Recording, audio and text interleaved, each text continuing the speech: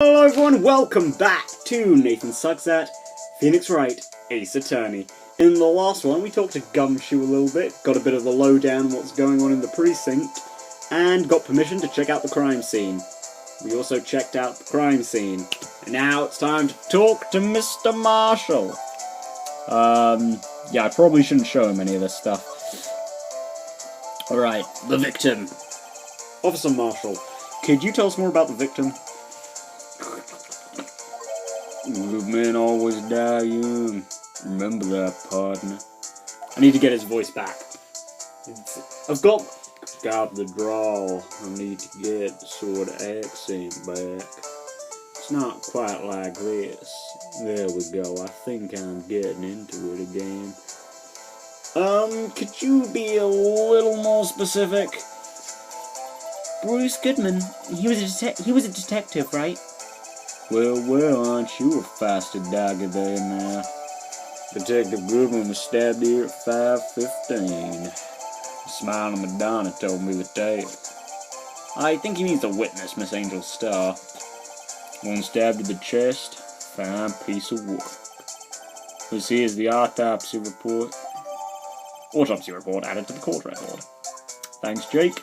Was my sister involved with the victim in any way? Funny you should mention that, Bambina.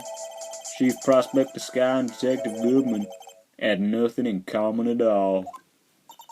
Nothing in common? They apparently worked together on a case a few years back. So, there's no motive.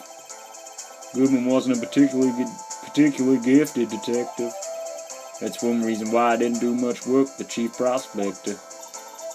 But my sister called the victim here on the day of the murder, right? Here, to this parking lot? So it seems. Like calling an unarmed man to a shootout at high noon. At high noon.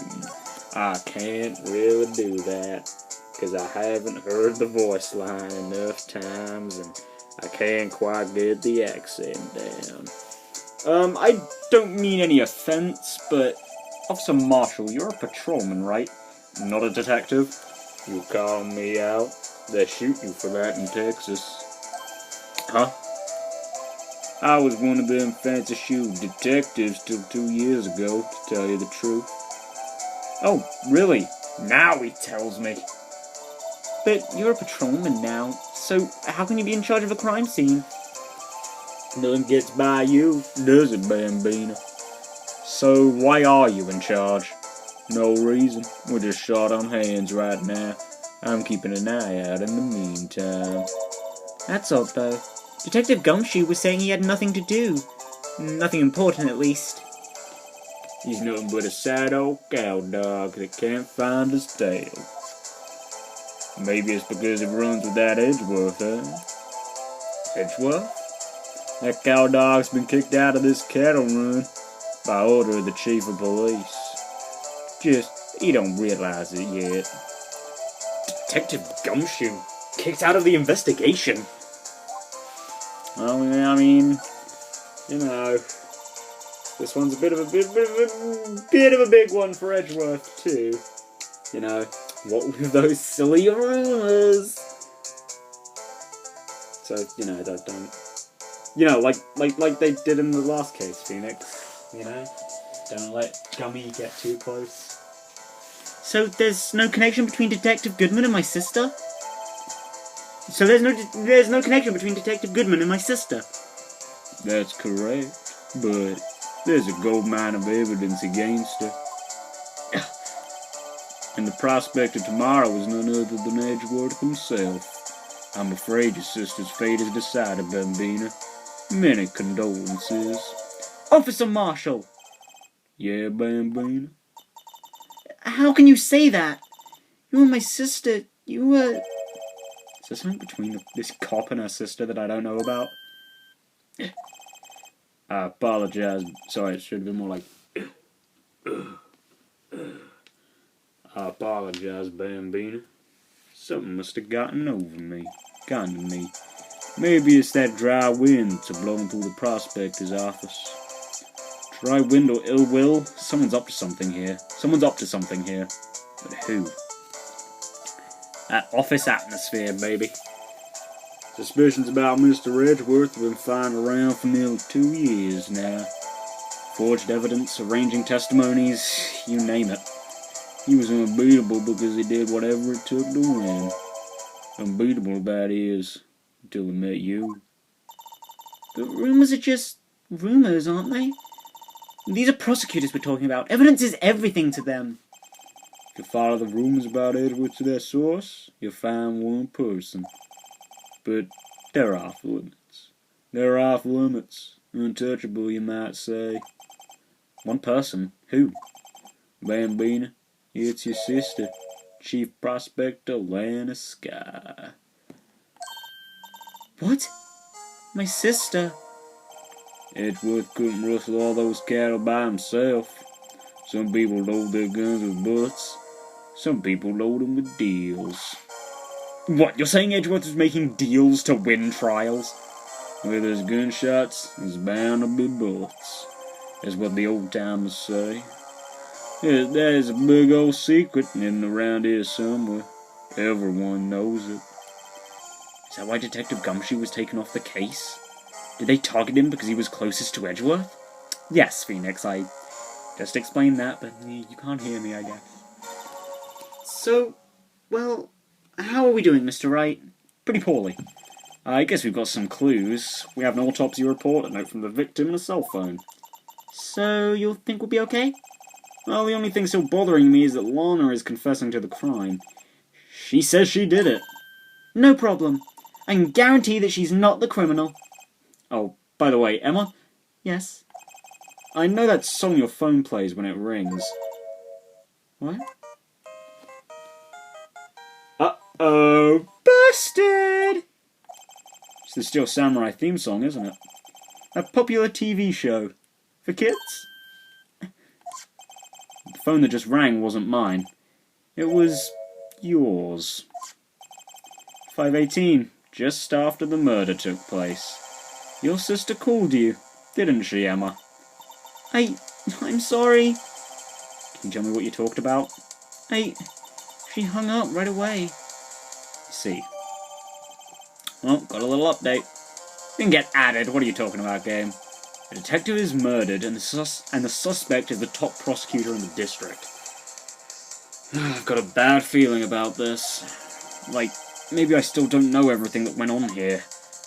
Yeah, I don't think you do, Phoenix. To be continued. Yep, I knew it! I knew this was the last thing we had to do. No, I probably should just continued last episode.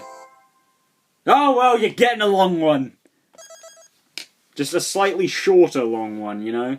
Because it won't be your trial. So it'll still be a long one, but, you know, the trial will be slightly shorter, technically, because I did like nearly 10 minutes of investigation. February 23rd, 9:34 AM, District Court, Defendant Lobby number 2.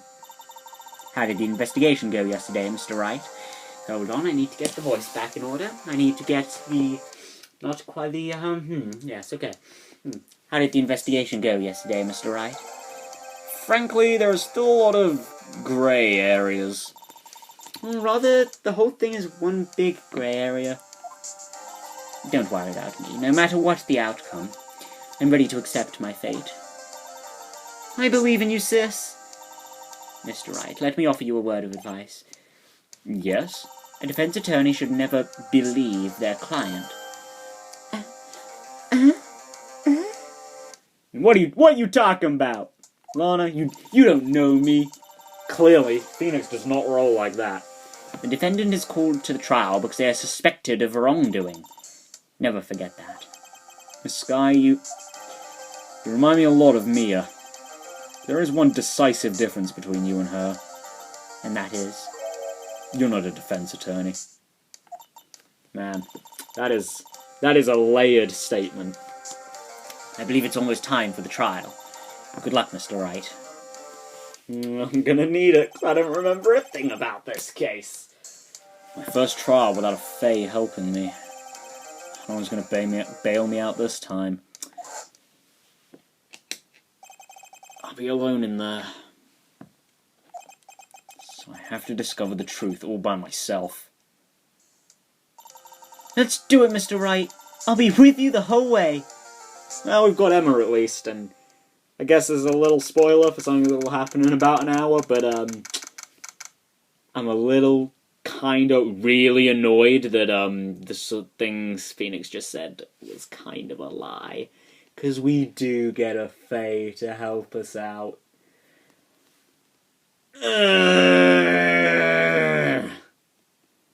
I'm not sure I've ever expressed that I kinda don't like Mia that much. At least in the first 2 games, I'm not a huge fan of her.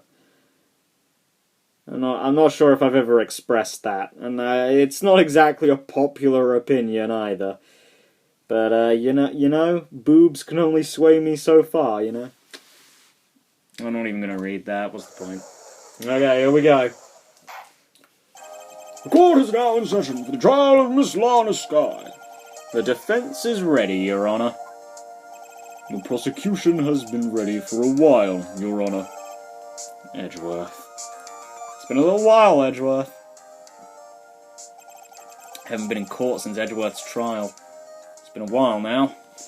Yeah, so it's sort of similar for me, Phoenix. I hope that personal feelings will not be a part of the proceedings today, Mr. Wright. Yeah, you know they will. I will choose the path I think is right, regardless of what those around me might say. The judgment to be made here is in our hands, not those of anyone else. Very well, Mr. Edgeworth, your opening statement, please. Chief Prosecutor Lana Skye has committed an unpardonable crime. Not only this, but she was rash enough to commit it in the prosecutor's office lot. Wow, he's much more forceful in person. I suddenly feel like confessing to everything. However, she will now pay for her rashness with her life. There was a witness to her crime. A professional witness. Professional witnesses? I didn't know it was an occupation! Ha! Okay, well, let's not do that, please. No, let's not. Let's just not. Well then, call your first witness, Mr. Edgeworth. The prosecution calls its first witness, Miss Angel Starr, to the stand. The cough-up queen? The cough-up queen? Man, breaking out all the voices today. We've got Nathan voice, generic female voice, kinda generic old dude voice, Frederick voice, and the Camilla voice. The Camilla kind of Aversa voice. Now, Aversa's voice is... As I've said briefly, I don't even really remember. Yeah, okay, I'm lying. I just sort of did the Aversa voice. Okay, what am I doing? Let's get back to this. Haven't I seen you somewhere? You ordered the caviar lunch, right? Oh, caviar? I've never eaten caviar before. Yes. My voice changed a little bit there. Oh well, never mind. Chuck is really wolfing it down. And for you, I have a... Oh, and for you, I have a Fiesta boy. Thanks. Will the witness state her name and profession? You, sir. Did you order the fingerprint lunchbox?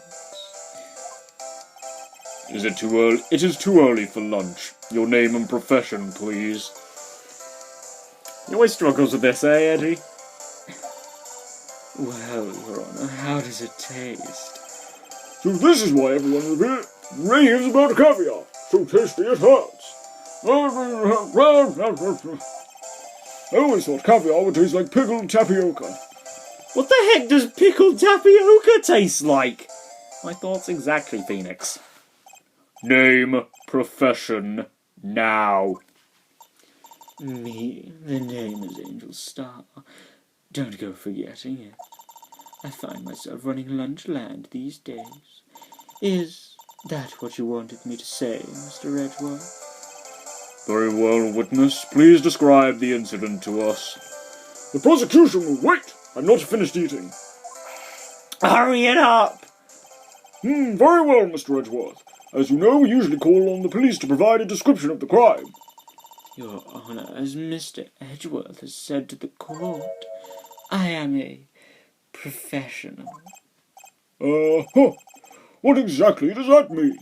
Until 2 years ago, Miss Angel Starr was a special investigator with the police.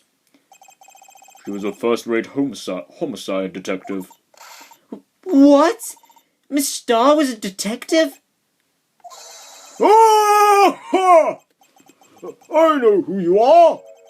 Cough up! Cough up, Queen Angel Starr, Your Honor. Long time no see.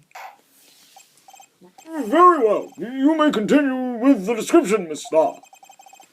Just who is this lady?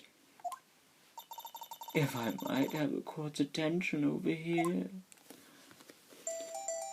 I seem to be slipping on my judge voice a little bit. I need to get back into the court is now in session voice. Yes, that is the name of the voice. It is not judge voice, it is court is now in session. The parking lot of the prosecutor's office is divided into 2 blocks. A block is for the prosecutor's office personnel. B block is for visitors and clients. A chain divider separates the 2 blocks. I suppose that's to keep visitors from taking up prosecutor's spaces, yes? I think that should have been a question. The crime took place by a car in the back of A block, in the car's trunk. The killer stabbed the victim with a knife and went to drive the body out. Unfortunately for her, there was a witness and an arrest was made on the spot. And who was this valiant witness? Why, it was me, Your Honor. Yay, floor plan. What? Did you see the very moment of the crime? Of course, Your Honor. Immediately after that, I apprehended the chief prosecutor. Seems rather cut and dry, doesn't it? Seems rather cut and dry, doesn't it? Well, Mr. Wright? I can't agree on principle, Your Honor. It seems that some poor losers are unwilling to accept the truth, Your Honor. Shall I proceed to crush what little hope they have remaining? If you can, then give them your worst, Miss Starr. Wait, are they talking about me? Yeah, sorry, Phoenix, but yeah, everyone hates you. You know, aside from teenage girls, everyone hates you. Somehow I always knew a day like this would come. I was on my way to deliver a lunchbox to my boyfriend when I sensed something. Perhaps it was my finely honed detective instincts working. Aye. Then, through a wire fence, I sure saw the chief prosecutor there, standing next to a garish car. The chief prosecutor was holding a knife in her right hand. Then she thrust the pointy tip of the knife into Detective Goodman's chest. Bringing a lunchbox to your boyfriend? How touching! I do want to check out the autopsy. Death due to loss of blood, 1 knife wound, 36 mil. The wound was caused by a 12-centimeter knife. A single stab wound was found. Alright. As you can see, there is no room for doubt. The key point of your testimony seems to be nothing other than the point of the knife which you saw being stabbed into Detective Goodman. So, how does it feel to be so utterly crushed? I'm still thinking about that. It's merely a flesh wound, Mr. Wright. Merely a flesh wound. Merely. Very well, Mr. Wright. You may cross-examine the witness. Merely a flesh wound, yes. Yes, that is definitely how I would describe not only flesh wounds, but, this situation. Of course! I bet you did, woman. Yeah, you're gonna hold it right there. How did you know? I respect the prosecutor's base abhorrence of crime, yet their methods are ugly and twisted. Twisted methods would always lead to tragedy. The lunch lady's uninformed opinion is duly noted. Given that they are used to erasing inconvenient evidence at their whim. Killing off a detective that knew too much is merely an extension of that. Miss Starr, do you have something personal against prosecutors? I felt I had found my dream job when I became an investigator.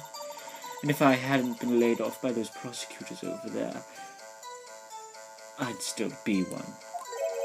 Laid off? She was fired. To me, prosecutors are nothing more than worms.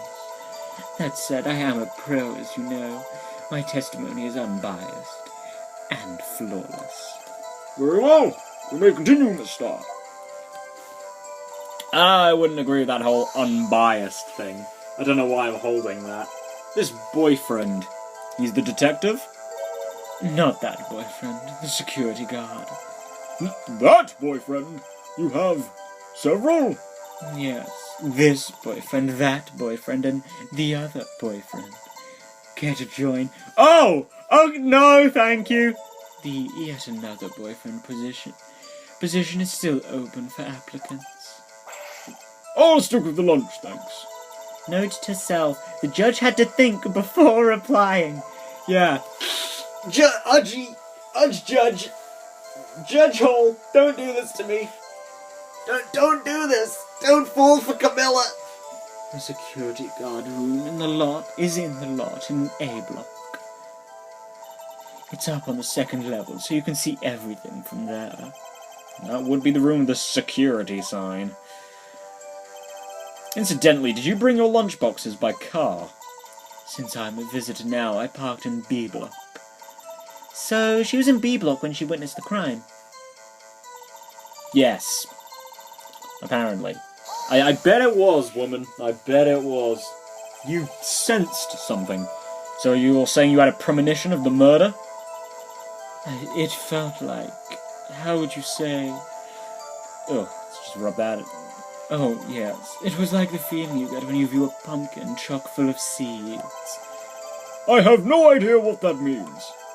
Speaking of a detective's instincts, wasn't the victim, Mr. Bruce Goodman, also a detective? Yes, well, he was like a young cheese. A young cheese?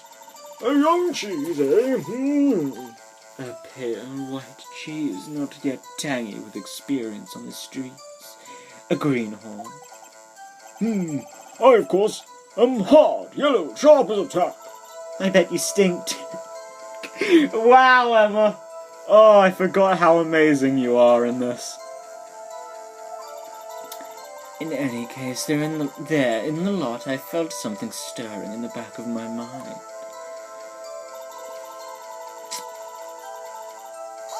No, yep, that'd be Edgeworth's. By garish car, you mean... Mr. Edgeworth's car, yes. Mr. Edgeworth's? Incidentally, the knife which the victim was stabbed with, was also Mr. Edgeworth's. Wasn't it?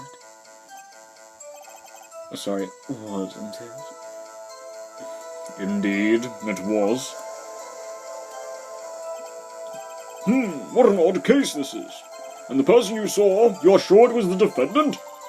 I saw her from no further than 30 feet away. I am certain it was her. She's telling the truth. We're doomed. Let's just do what we can. Even if we don't have any proof, we can always complain. Yeah! Witness! In your testimony, you clearly stated the following. Prosecutors are nothing more than worms. Ergo, you are a biased witness. You might want to keep those silly opinions to yourself in the future, rookie. Huh? Rookie? Well, at this point you kind of are, Phoenix. Unless you're willing to risk the consequences of doubting me. I'll fry you like a fritter, crispy on the outside, chewy on the inside. That was inspiring! I believe I've heard that tagline elsewhere. You could cry plagiarism.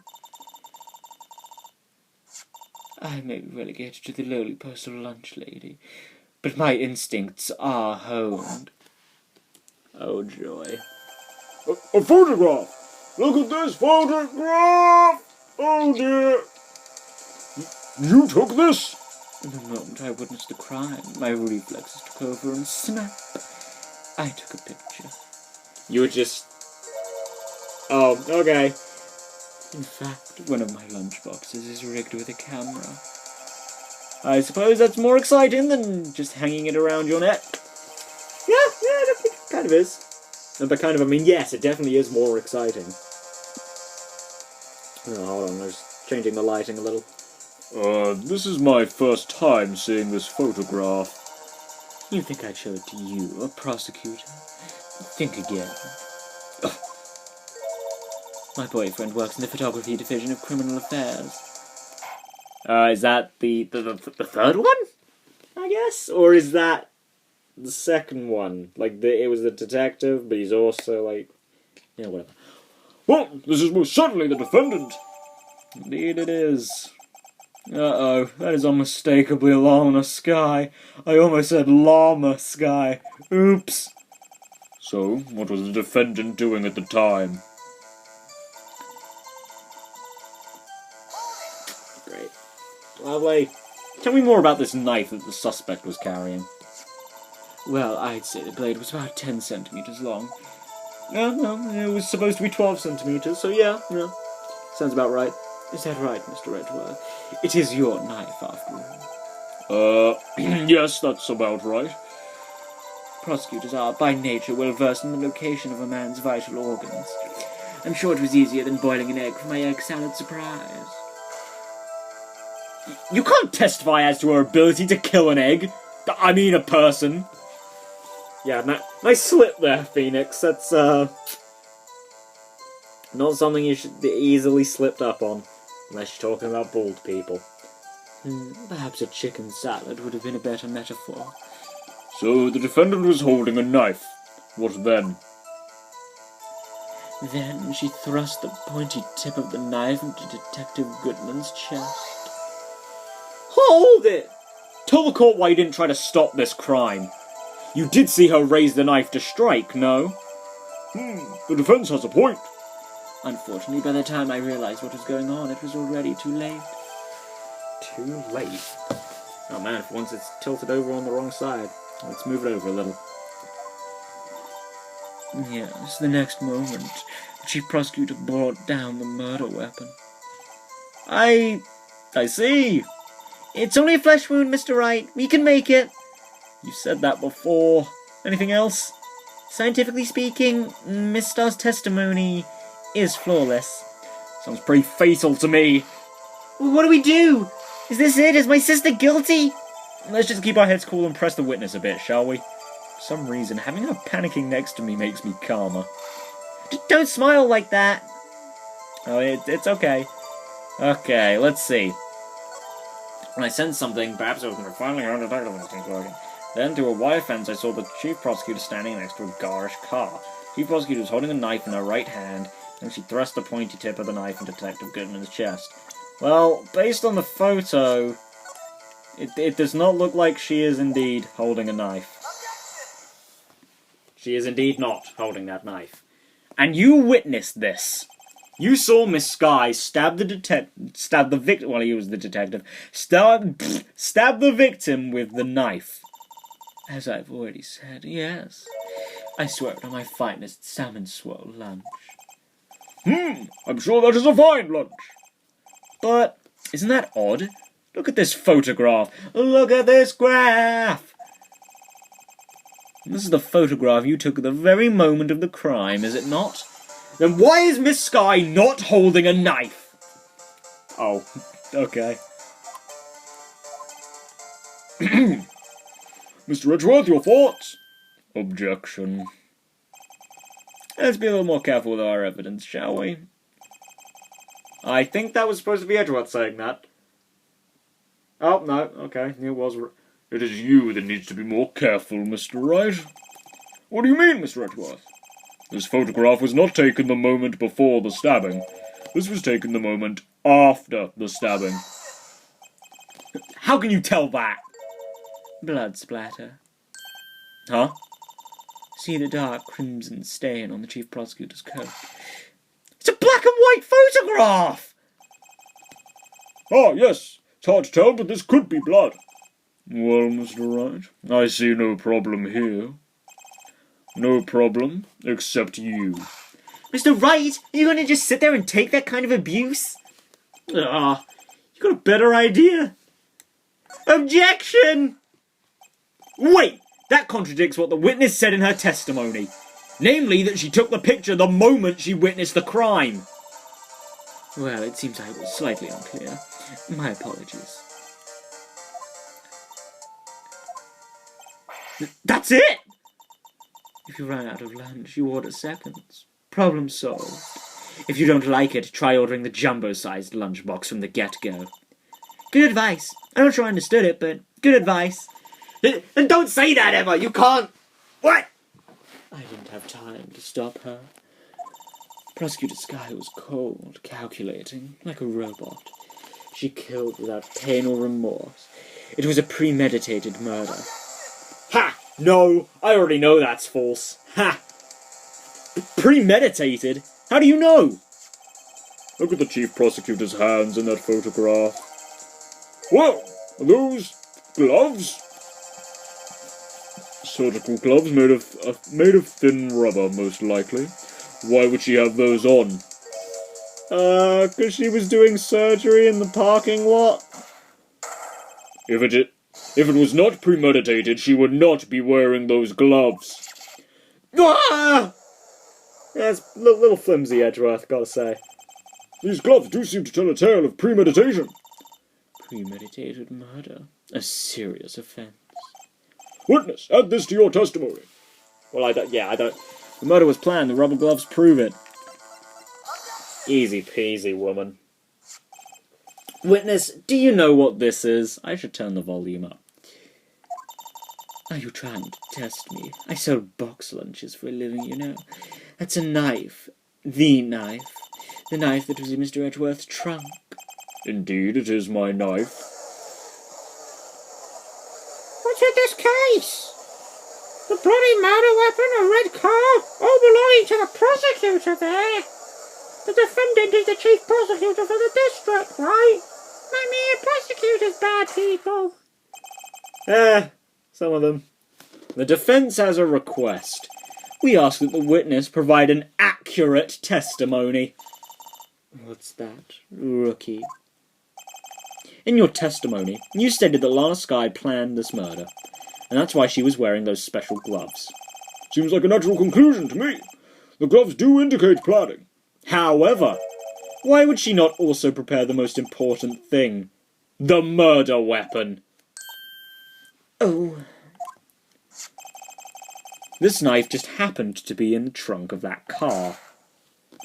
Ladies and gentlemen, if you're going to plan a murder, you don't forget the weapon! I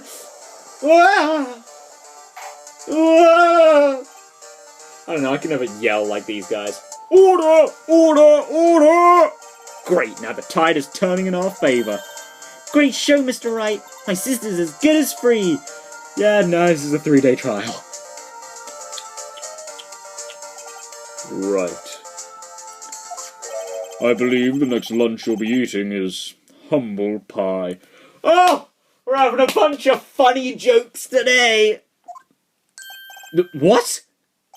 I hope you weren't deluding yourself into thinking that the tide has turned. Not over such a trifling detail. But this shoots a hole in the whole premeditated theory. Bah! The prosecution could care less if it was premeditated or not. The only one who seems to care is that lunch lady over there. The defendant, Lana Skye, murdered a detective with a knife. That is the only thing the prosecution need prove. Nothing else. Very good, Mr. Prosecutor. I suppose you think you're clever now. But you know as well as I do that she planned on killing him. It was planned. If she wasn't, why would she have been wearing... I believe I'd like to hear your testimony again. Witness, please tell us only what you saw, not what you thought. How dare you? My powers of deduction are not to be underestimated. Really now. Really? Angel's deduction. Lana Skye intended to murder Detective Goodman. That's why she called the victim all the way to the prosecutor's office. I'm sure the chief prosecutor had a grudge against the victim. Now, why would you be sure about that? Nothing else could drive that human machine to plunge the knife in again and again. Gotcha! Gotcha! Kid-friendly. The victim was summoned from the police department to the prosecutor's office. It does sound a lot like premeditation, doesn't it? So, if I order pizza, does that mean I'm planning to kill the delivery boy? Maybe. Hey, guilty until proven innocent, you know? That's how we roll in Japanifornia. Japanifornia! Yeah, okay, let's just not do that. In any case, the defense may now cross-examine the witness. Yeah, this will probably be the last cross-examination. You know, like I've done a bunch of them. You've said that, but you haven't told us how you know. That's what I'm about to tell you, rookie. I believe what she just said was a mere prelude to the story she is about to tell. Try not to interrupt her again. Rookie.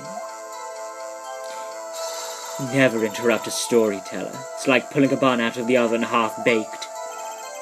Something's half-baked here, all right, and it's you. Try not to confuse the defense witness. They're not very quick on their feet. Now, why did you believe the suspect had intentions to murder the victim? Her actions speak for themselves. That's why I called the victim all the way to the prosecutor's office. Well, I mean, admittedly, that is a little odd that she would call him there at all. You have no proof that Miss Skye called him there. You have no proof that she didn't. Mr. Edgeworth, thoughts? There is no record of a call made on the defendant, Miss Lana Skye's phone. She might have written him a letter. Come on! You could have tried public phone first, at least. In any case, the victim came to the prosecutor's office, where he was murdered. I'm sure he had a reason to be there. Witness? Why do you think it was the... Why do you think it was the suspect who summoned the victim that day? I'm not sure why you think that, Angel. What kind of grudge? Well, I wouldn't know that. Of course you don't! That's because she didn't have a grudge! Rookie. I have a lunchbox here. Now, what's inside? How am I supposed to know? See, we agree there is a lunchbox here, but we don't know what's inside. A person's life is like a lunchbox with pretzels. Don't you agree? I get it! That's why my lunch was so salty! This judge isn't very good with metaphors. No, he is not. The suspect had a grudge against Detective Goodman. Will you tell us your basis for thinking this? It's simple. Nothing else could drive... Yeah, okay, you're wrong there, woman. You're wrong there. And I checked the autopsy report. God damn it, Phoenix. That is, it's an oxymoron, but... a human machine? That's a contradiction. Please. Can't you find fault with something of substance, Mr. Wright? Note to self, Mr. Edgeworth's size smells like citrus fruit. What? What? You say again and again. How many times did you stab him exactly? We often say chop into 1,000 pieces, but we don't actually mean 1,000 pieces. What difference does it make if the deed is done? How come she's getting mad at me? Let's just say she stabbed him several times, and leave it at that. Leave it at that? This is a murder case, people! Mr. Wright, you should speak up if you have an objection, you know. Miss Starr has turned out to be as short-tempered as she looked when we've met her. Challenging her abilities as a detective really set her off. Short wick burns out the fastest. It's a scientific fact. No wonder. Wouldn't it depend on the size of the candle? I mean, add more wax, and even a really short wick will burn longer. Obviously, more scientific testing is required. Thanks for the help, Emma. Gotta say. Up there with some Maya advice there. Okay. I'm so sorry, Miss Angel Star. You say she stabbed him again and again, but you couldn't have witnessed that. Are you testing me? Then I'll test you. With my moss surprise. I'm afraid the moss is growing under our feet as we wait, Miss Starr. What do you mean? I shouldn't have to explain this, but take a look. The autopsy report states that death was due to a loss of blood from one stab wound. Aha! You're right! Good show, Mr. Edgeworth! What a hunk! Well, I've said that. He's my hero, really. What about my objection? No one noticed? Well, witness. You got the crime scene set, right? I keep on changing my voice ever so slightly. Oh, thanks. I always believed that no one could ever mistake ketchup for blood. But now I realize that such mistakes are possible. So, you're saying you mistook something for blood? When she lifted her knife, I thought I saw blood at her breast. Splattered blood from her victim. That's why I thought she must have stabbed him at least twice. Then tell us what you saw that you thought was blood. Testify. I think I have time for one more testimony. Her red muffler looked like blood to me. That's how ghastly the whole scene was. I don't think she's wearing a muffler, though. She's, not wearing a muffler. Which I believe is actually a contradiction to that image we were just... We'll start, please. The witness is clearly not suited for detective work. Edgeworth, you're stealing my thunder! My thunder! My thunder! You're stealing my thunder! What? The suspect was not wearing a scarf or muffler of any kind when she stabbed the victim. And you've proved it yourself with this photograph.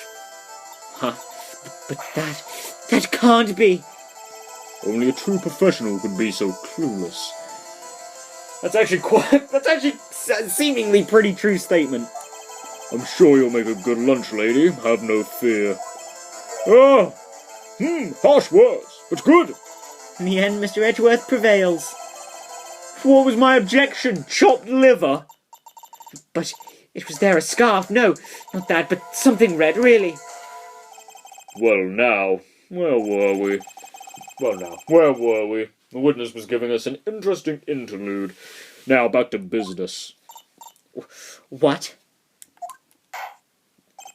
Very well, witness. Continue your testimony. Saw the crime and apprehended the suspect. Tell us about that. Very well. I do remember some things accurately, at least. Ultimately, we couldn't shake the most important part of her testimony. The most important part? Hey, you reading my mind again? The part where your sister stabs the victim. This next testimony might just be the moment of truth. Apprehending the suspect. After the murder, the suspect attempted to run behind a partition off to her side. I quickly caught her, explained her rights to her, and arrested her on the spot. Yes. When I arrested her, she mentioned the muffler. That's what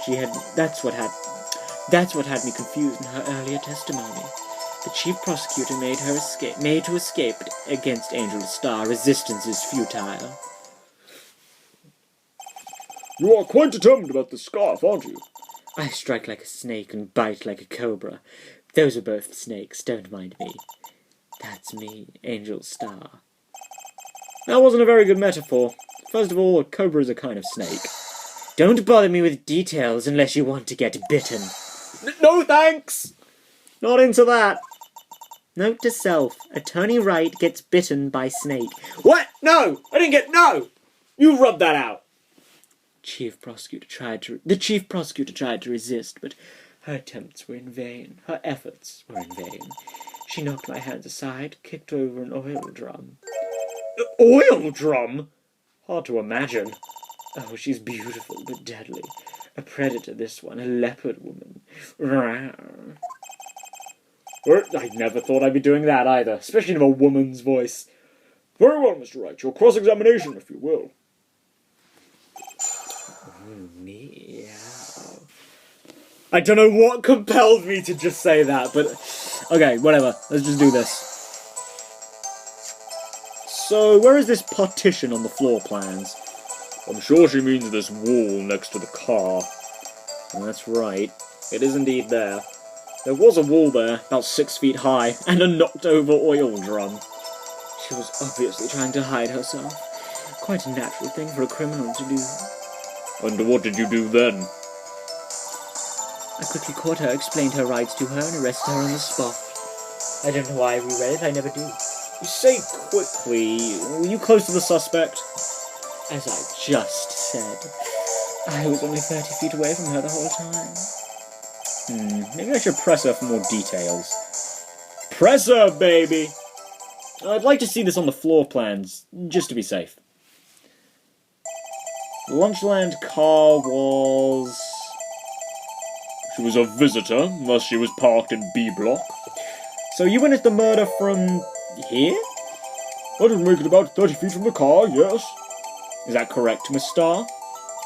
Yes, that's right. But there was a chain link fence in front of you. I went over it, of course. Amazing! The cough-up queen lunch lady athlete, indeed. Lunch lady athlete, indeed. It would have taken her a little time to climb over the fence. So she couldn't have gotten to my sister that fast.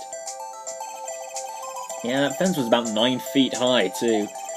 How come Miss Sky didn't get away? Good point, Phoenix.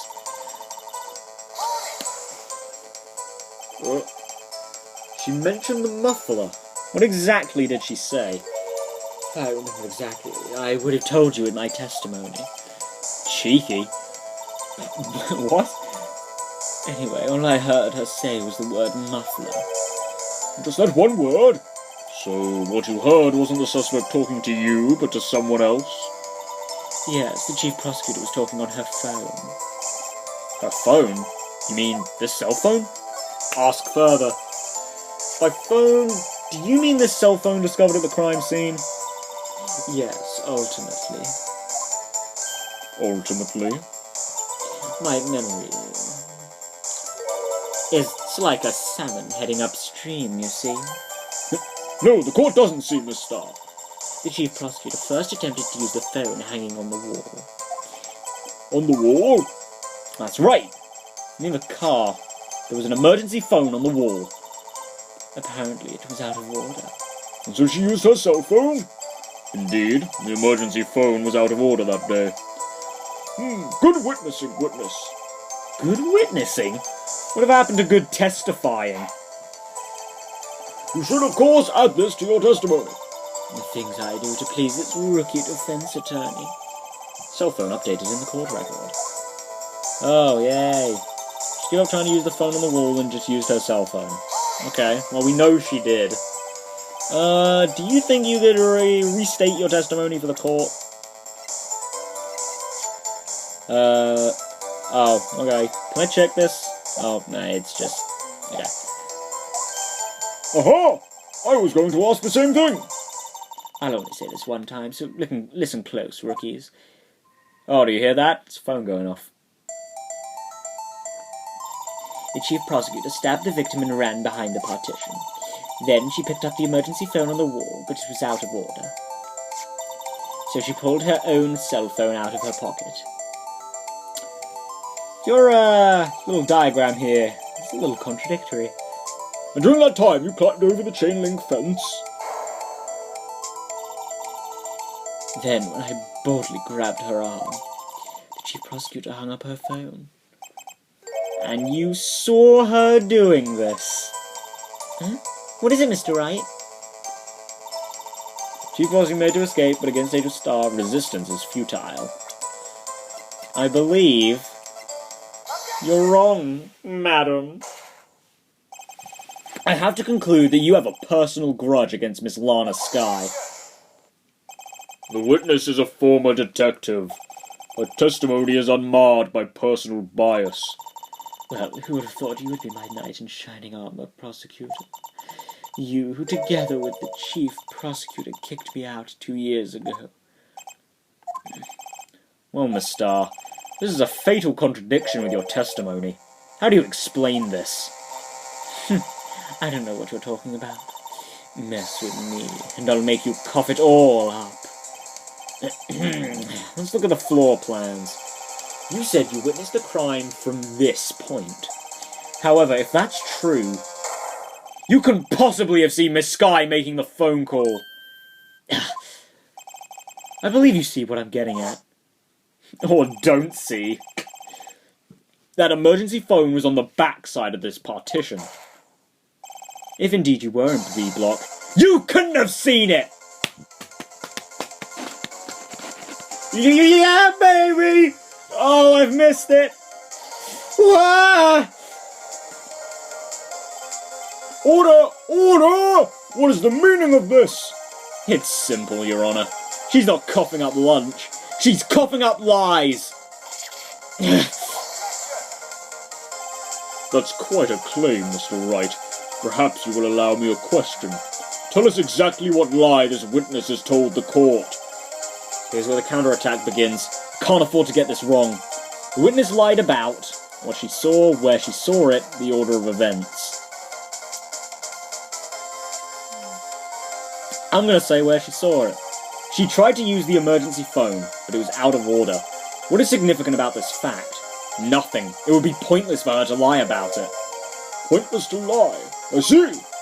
The witness did actually see Miss Skye using the emergency phone. In other words, Miss Starr witnessed the crime from a different location. A different location?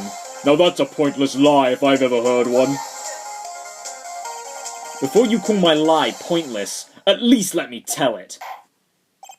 Good lie. Good lie. Good line, Phoenix. Let me ask a question to our clever wordsmith, Mr. Wright. Just where was the witness when she saw the crime? All the testimony we've heard until now points in one direction. The place from where Miss Starr witnessed this crime was here. The security room, I guess. This is the only place where she could have been. The security guard room? Indeed, the security room in the underground parking lot is well positioned. It's built on the second level, so you can see the entire lot. She would have been able to see the emergency phone from there. But why there? There are many other places where she could have seen the phone. Not in this case, Your Honor. The witness, not being part of the prosecutor's office, couldn't park in A block. The only place where she could have seen the crime and the back of the partition is here. I remember in your testimony you said you brought a lunch to your boyfriend in the security guard room, yes? Well, Miss Starr? How many years have I been getting the better of men? To think that the tables could be turned. Today a man has gotten the better of Angel Starr.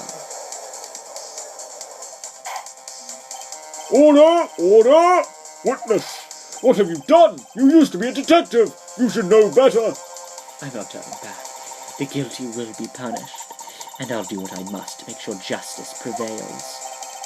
The guilty? She's talking about Miss Skye. Mr. Wright, doesn't this strike you as odd? Why did Miss Starr lie? It doesn't make sense. Huh? She could have just said she saw the crime from the security guard station. It wouldn't change anything. Exactly. This photograph tells all. It was the defendant who stabbed the victim. Wait, hold on a diddly damn second. If she was up in the room, how did she get this photo? That truth still stands. It still stands? I disagree, Mr. Edgeworth. What? If a witness is found to be lying, they're guilty of perjury. She knows this. She wouldn't risk that without a good reason. So, tell us what her reason was, Mr. Wright. Huh? Me?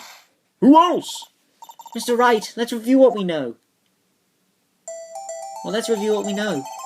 Miss Starr witnessed the crime from the security guard station.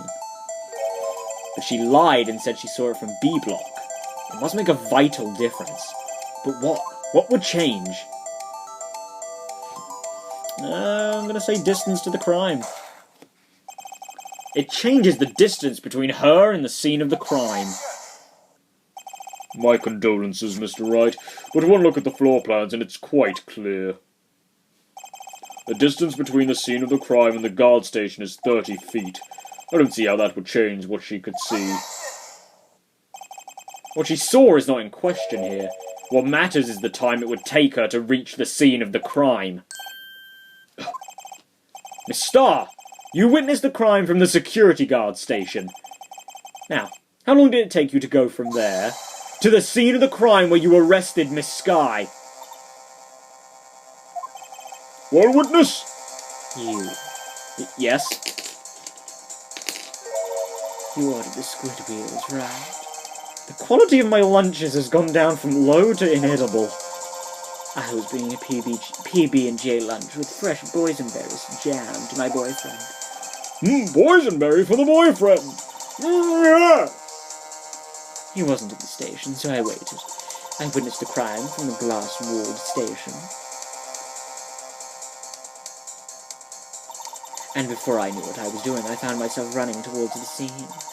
But the door was locked. I couldn't open it.